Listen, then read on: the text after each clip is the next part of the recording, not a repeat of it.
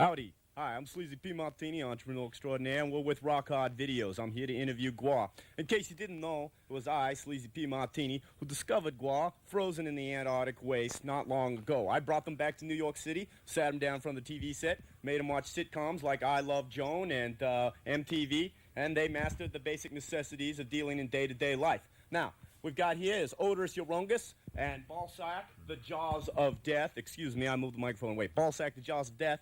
And just to start things off, I'd like to say I noticed on this trend that the German army has not been out to confront us at any of the shows. Last time they did. Is this a general trend, or is Helmut Kohl just a big pussy? Well, I think the Germans have adopted the same policy as the United States government. They've had their ass kicked so many times now that the best thing for them to do is just ignore Gwar and hope we go away. Back to outer space, preferably.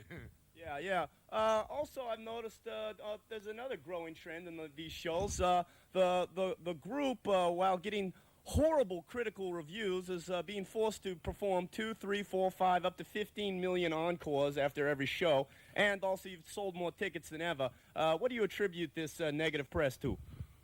I think that the humans really, really hate us a lot, and in order to confirm their opinion, they have to see us repeatedly and spend tons of money on us. Ah, that Teutonic logic working for you. Okay, I see. Another thing I'd like to know, and I'm sure everybody out here would like to know, is each and every one of Gwar members dress in a very individual style. We are all connoisseurs of fine clothes. Beefcake, I notice your particular get-up is highly defined. Where do you derive your influences from?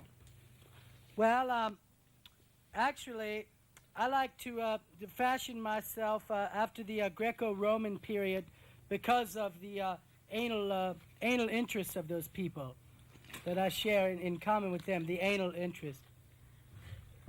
Greek influences, I see. Okay. Well, what about the pimply-faced 15-year-old boys? There seems to be plenty of them. There's always lots of those at the Gwar shows, especially in the United States. How about you, Beefcake? Have you done well with them? Well, absolutely. You know, Sleazy, this is a point I've been meaning to raise with you. You always seem to try to get Odorous to fall back on his sexuality. But he's a wonderful person besides. I can hold his hand and be happy. I don't have to have sex with him or a 15-year-old boy. I'm sure you've just disillusioned every heavy metaler out there, Beefcake, with that fine, stirring performance, blowing away any myth of the so-called heavy metaler. Heavy metal